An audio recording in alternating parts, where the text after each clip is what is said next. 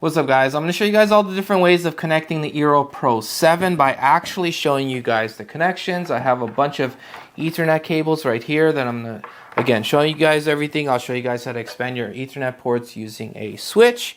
And if you happen to have another Eero, I'll show you guys how to connect it as well. And I will be discussing both wired backhaul and wireless backhaul, and I'll tell you guys the advantages and disadvantages and show you guys what that means. So we're going to start off with the typical setup where we have a cable modem, for example. You might have a DSL, you might have an ONT. Just assume that that is the modem. And ONT is an optical network terminal, which is kind of like a fiber modem, and DSL is I think it stands for digital subscriber line. But yeah, just assume this is your internet source, your modem. So in this case, I have just a standalone modem, and then I have a standalone router. Now this router might work really well if you're close to it. However, on the other side of your house, maybe you're just not getting that, those good speeds, or maybe there's a drop, and you just kind of want better Wi-Fi coverage throughout your home, and that's why you decided to get a mesh system, because a mesh system is designed, it's two or more devices that work together that's designed to increase your Wi-Fi coverage throughout your home. And you could get more than that. They sell this as a 2-pack, 3-pack. You can use a single one if you wanted to. And you can even get, like a 3-pack and get another 2-pack and have 5 of them working together. There is an upper limit of, usually I think it's recommended to be no more than 6. So we'll start off with this, and all we need to do is basically, if you have a modem and a router, you basically unplug your router. And if this router that you have happens to be an Eero, I'll show you guys how to add it as well, because I have a separate Eero, and all Eeros are supposed to be compatible with each other. I have the Eero 7 right here, so I'll show you guys how to make this connection as well. Now, if you're wondering, before I make the first connection, if you have a modem router combo, what do you do? Well, there's essentially two options. Option one is you could leave it alone and just use that as a router and run the Eero in bridge mode. Now, this is typically not recommended because usually you want to use your best router as your main router, but it is something you can do if you wanted to, but it's just not recommended. Option two, which is the recommended route, is to disable the router portion of your modem router combo. And the way you do that, well, there's, I guess, two ways of doing that. Way number one, which is the easier one, is to just call your ISP, your internet service provider, and ask them if they could just, send out just a modem, and then you could, swap it out with the modem router combo that you have. So that would be the ideal solution. If that's not an option, there's usually a sticker on the modem router combo, and on that sticker it tells you how to access the settings. It usually involves typing an IP address inside a browser. On a computer that's connected to this, it might have the username, login stuff, if there is one. And then you want to look for an option called bridge mode, and you want to enable that. Enabling bridge mode disables the router. Unless yours might have a disable router option. I mean, it really just depends which modem router combo you have. But I would say when I talk to my ISP and they offer me a modem router combo, I just say I don't want that. I want just a modem. Okay, so assuming you disabled that and you have the modem, and if you didn't disable that, everything I'm going to say is still valid in your case. Almost everything I say is still valid in case you still want to use the router and use this as an access point. So just keep that in mind. But for the sake of this video, we're going to assume that this is just a modem or an ONT or a DSL or whatever your internet source is. Okay, so let's start making the connections. Okay, so you basically, and for this video, I'm going to omit the coax cable and the power supply. So I'm not going to show you guys that. I'll show you guys the Ethernet. So with this one, wherever your internet source was coming from, that's, you pick one of these two. In my case, I actually put the main sticker. I labeled this myself because I have a lot of routers, a lot of mesh systems, and I just want to know which one I set up as the main in case I test it later. I know to connect this one. I'm not guessing which one. Now, when I first got it, it didn't matter which one I wanted to use. So I just happened to pick this one and set this up as the main router. So in my case, I have my main sticker here, so I'm going to use this one as my main, and I could pick any one of these 2 ports I want. It doesn't matter which port it is. I'll pick port 1 because these are auto sensing ports. And these ports can handle internet speeds of up to 5 gigabits. In fact, my internet speeds are actually 5 gigabits upload and download. So now that you have this connected, just get the Eero app. It's available both on iOS and on Android. And when it asks you to log in, you can actually, it should give you an option to log in with your Amazon account. Because Amazon technically owns Eero. I think they bought them out years ago. But you can actually use your Amazon account to log into the Eero. And then it detects the Eero that you have. And it walks you kind of step by step on how to connect it. However, I'm going to show you guys many more things that you can do with it and many more options. Where it kind of just goes over a super basic setup. But basically it tells you to connect it to your modem and then power off your modem for a minute or 2, then power it on, and then basically pick a Wi-Fi name, essentially. Now, you could pick the same Wi-Fi name and password as your existing router that you're replacing, and just remember that both the Wi-Fi name, which is the SSID, and the password, they are both case sensitive. So if you set this up, all your devices should, in theory, automatically connect to this new router without going and changing all the settings for the other guy. So at this point, you're done. You can actually use this by itself as a single router and you're done. There's nothing else you need to do. However, in most cases, most likely you bought an Eero because you bought a 2-pack or more and you want to use it as a mesh system. And so now you have the second one. So what do? How do you connect the second one? So inside the Eero app, once you set it up, it then, once it's set up the first one, it says like, hey, do you have another Eero to add? Something like that. I'm paraphrasing. And then you could click yes or add another Eero. And all you have to do is, there's essentially 2 ways of connecting it. Way number 1 is wireless backhaul. Way number 2 is wired backhaul. Wired backhaul sometimes is known as Ethernet backhaul. So wireless backhaul is the easier approach because it's wireless. All you have to do is just plug in the power. And by the way, for the USB-Cs, you're supposed to use the power supply it came with and not just another USB-C. So you set this thing up and then you plug this in, you click add in the Eero app, it finds it, connects it, does all that stuff automatically. And you're supposed to put this 20 to 40 feet away or so, depending on your place. At my place, it's usually around 35-ish feet away. So when I do my wireless backhaul testing. So in the video, because I actually did a video on showing you guys the wireless backhaul, in that video it was around 25 feet away. But typically when I'm doing my normal testing, it's around 35 feet away or so. But it depends on your place. And I'll link the video down below. I'll also link the product links as well in case you guys are interested. But once you do that, now these two are talking to each other, and now you have increased Wi-Fi coverage. And in case you guys are wondering, you get your Wi-Fi device, you're closer to this one, you connect to the SSID. You're closer to this one, it'll switch you here.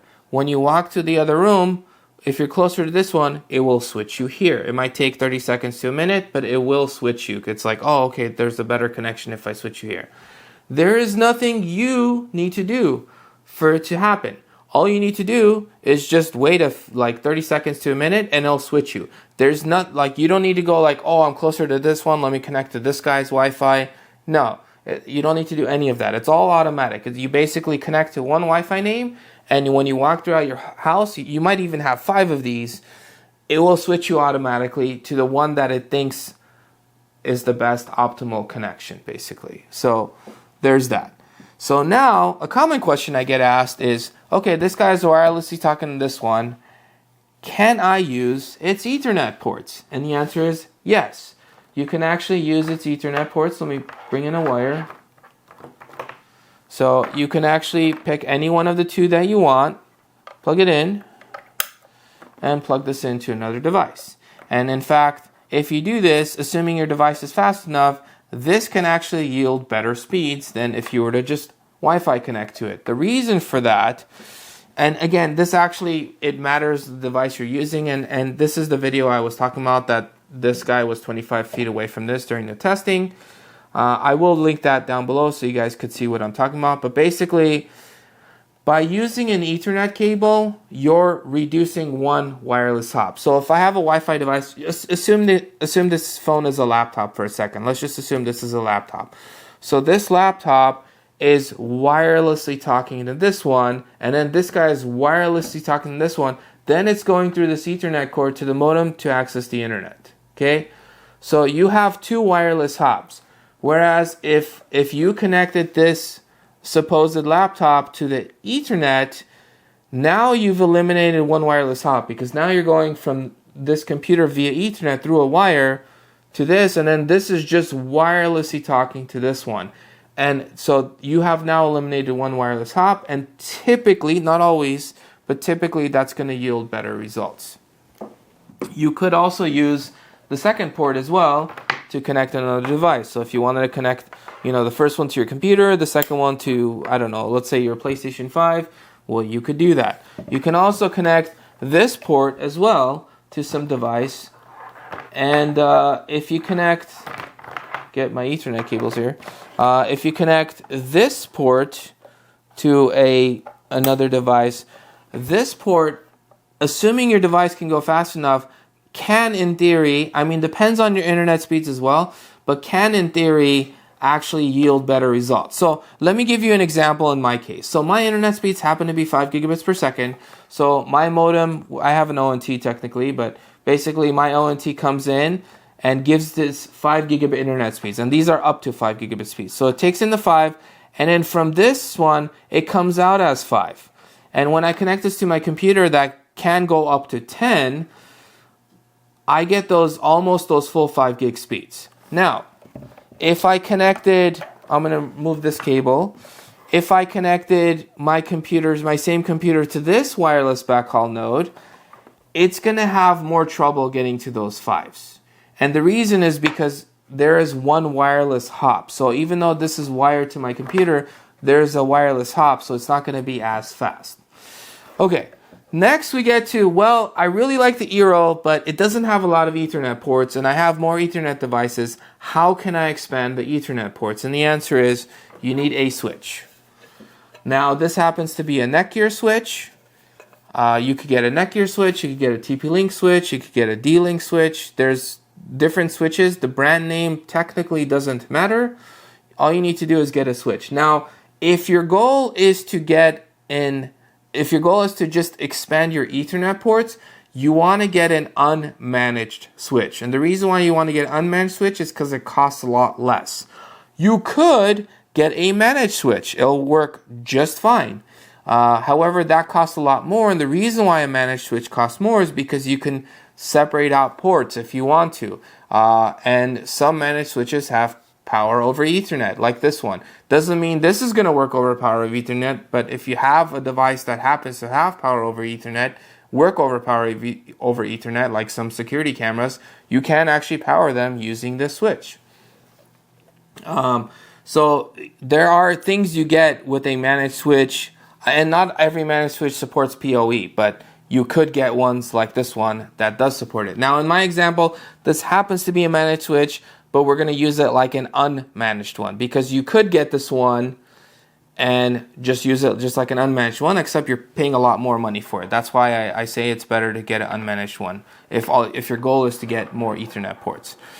Anyways, so once you get this, and again, product links down below in case you guys are interested. All you need to do is pick one of these two Ethernet ports, with the Ethernet cable, and then pick any one of these ports. It doesn't matter which port you're using, assuming you're using it like an unmanaged switch. If you're using it like a managed switch, and you actually set up VLANs, then the ports do matter. But assuming you didn't do that, and we're going to assume that for this video, you can pick any port you want. So I'll pick port 8. I could have picked port 5. I could have picked port 1. It doesn't matter. I pick port 8. I have 7 other usable ports now. So I can get a cable, plug it into port 1, okay, and then plug this into a computer or something that requires Ethernet, an NVIDIA Shield. Anything that requires an Ethernet, you want to connect it via Ethernet, you can now do that, and you could do that with the other ports as well. It doesn't matter which port you use. There is no setting you need to set. It works automatically. Now here's something else to keep in mind. Now, because this is coming from this Pro 7, this one, it might not matter. It might also not matter based on your internet speeds, but this switch specifically handles speeds of up to 2.5 gigabits per second. So if this, and that will matter more in the wired backhaul setup, I'll show you guys, but this can actually limit your speeds. Now, in the case of wireless backhaul, I don't think it's going to be limiting it much because it's mostly the wireless backhaul that's going to be limiting the speeds. But keep in mind, once this Ethernet goes here and this happens to be a 2.5 gigabit switch, which it is, anything that comes out of this is now going to come out at up to 2.5 gigabit speeds. And remember I said up to. Doesn't mean it's going to come out at 2.5. It could come out at gigabit speeds, but it can go up to 2.5 gigabit speeds. So keep that in mind. But you are able to use any one of these ports to expand your devices, and your devices also matter too. It might come out at 2.5, but your device only supports gigabit, so it doesn't actually matter because gigabit's the fastest it can go anyways. So with Ethernet cables, with networks, it works as fast as your slowest port, basically. So now, because we're talking about speeds, how do you speed it up? Well, the other option, as I mentioned earlier, is wired backhaul, aka Ethernet backhaul. And the way you do that is, first of all, I'm going to unplug this stuff just to make it easier. Okay, so the way you do that is you basically connect the open port of this one, of the main router, to any port of the secondary router. So I could have pinned port 1, port 2, it doesn't matter, it's auto sensing. And now what we did is we created a wired backhaul between these two, and so now we've eliminated that wireless hop. So basically, in my case, my internet speeds do happen to be, again, 5 gigs, so it comes in at 5 gigs, goes to this guy at 5 gigs, and then comes out this Ethernet cable at 5 gigs, and goes to this guy at 5 gigs. So if I connect my computer to this open port right here, which I could do, this purple cable, my internet speeds are still coming out, again, in my case, at 5 gigs. So whatever I connect this to, if I connect this to my Apple TV that can do up to gigabit speeds, well, the Apple TV will cap those speeds to gigabit. If I connect this to my Mac Mini that can go up to 10 gig speeds, it will actually give it at 5 gig speeds because it's coming out at 5. Again, my internet speeds are 5, so it's 5 all the way across, and it's all wired. So I can actually get 5 gig internet speeds, or almost. Technically, when I did a speed test, it was like 4.8 or something, but pretty close to 5 gig speeds. So now you might be wondering again, well, what if I want to expand my Ethernet ports? What do I do? Well, if you want to do that, it's the same process where you get your switch, and again, the brand name doesn't matter, and then you connect any one of these ports or any one of these ports to the switch. However, this is where the nuances come. So if you have internet speeds of up to 2 gigs, this wouldn't matter for you if you had a 2.5 gig switch, unless you wanted to do something over your local area network, then it would matter. But if, assuming we're just talking about accessing the internet, it wouldn't matter because this is a 2.5 gigabit switch and it can handle speeds of 2 gigs. But let's say I wanted to expand my Ethernet ports. I connect this here, right? Now I have 7 other usable ports. However, the second this 5 gig connection went in here, it got capped to 2.5. So anything that comes out of here is now coming out at 2.5. So if I connect any one of these ports, let's say I connect it to this port right here. If I connect this to my same Mac Mini, that with this cable would give me 5, this cable now gives me up to 2.5. So that's the nuance. So it's only going to work as fast as the slowest port, and because I've introduced a 2.5 gigabit switch, this is now the slowest port. Now in my case at home, I actually use a 10 gigabit switch. So because it goes into a 10 gig switch and it comes out, I don't lose any speed. I still get those full 5 gigs. So that's how you expand Ethernet ports. And the same notion is, a question I get asked is like, well, can I connect this Pro 7 to this switch and then go from this switch to that, and would that still be considered wired backhaul? And the answer is Yes, so I could go from this to, again, any one of these ports, and then I go from this purple Ethernet cable to any one of these ports, and I still have a wired backhaul connection. However, because this switch is a 2.5 gigabit switch, as soon as this black Ethernet cable comes in, it goes to this, I have now capped my speeds to 2.5 gigabits, and so when it comes out of this purple Ethernet cable, and even though it goes into an up to 5 gigabit port, well, guess what? I've actually slowed this down because this purple Ethernet cable is coming out at 2.5. And this, again, goes in at 2.5. It doesn't go in at 5. So keep that in mind. And finally, let's talk about another Eero. So whether you get the same Pro 7 or you have an existing Eero, the setup process is the same. You basically just power this on. And you might, if this was one you were using, you might need to do a factory reset on it. In this case, you just hold this down for a few seconds and then it just resets. Takes a few minutes. But once it's powered on, you go inside the Eero app and then just add another Eero. And yes, you can mix and match wired and wireless backhaul. So even though this guy and this guy are wired to each other, this one can be wireless. Or you can have these two wired to each other and this one be wireless. So if I was setting this up in a perfect world, because my limitation on this one is 2.5 gigabit speeds, what I would do is I would connect this Pro 7 to this Pro 7. So it'd be going in at 5. And then this purple, if I had this 2.5 gigabit switch, I would go from this purple to this switch. And as soon as, again, it goes in, it would be capped to 2.5. And then I would basically connect this switch, any one of these ports, doesn't matter, and I would connect that to this Eero. And this Eero can only take speeds of up to 2.5 gigabits. And again, I can use this port as well to connect to something, and even if this was in wireless backhaul, I can still use this. But by doing it this way, I'm losing less speeds this way. However, if I connect any Ethernet connective device here, I would still be capped to 2.5 gigabits. So hopefully you guys found this video helpful. Oh, and I should mention the most common question before I forget. So I mentioned that you can connect the switch to this guy or this guy. So the most common question I get asked, let me put all this stuff off to the side, is can I connect this switch to the modem first? So can I go from,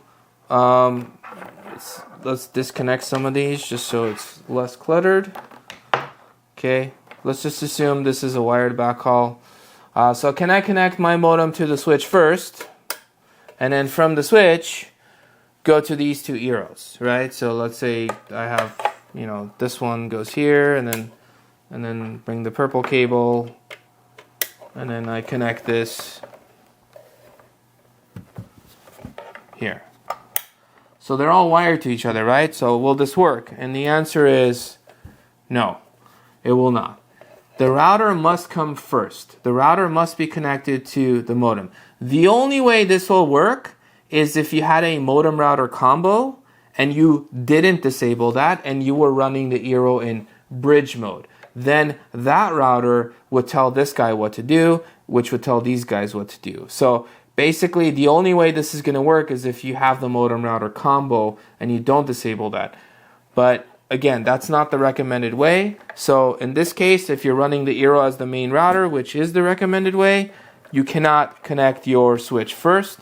You need to connect the Pro 7 to the modem directly. Anything after that, you have a bunch of options, but these two are the most important things. So hopefully you guys found this video helpful. If you guys did, smash that subscribe button, share the video, like the video. I really appreciate all your support. If you guys have any questions or comments, please leave it in the comment sections below. I will try my best to answer them. And a lot more router videos coming up. There's more setup guides coming up, and a lot more router reviews in general coming up. Thank you guys for watching, and I'll catch you guys in the next one.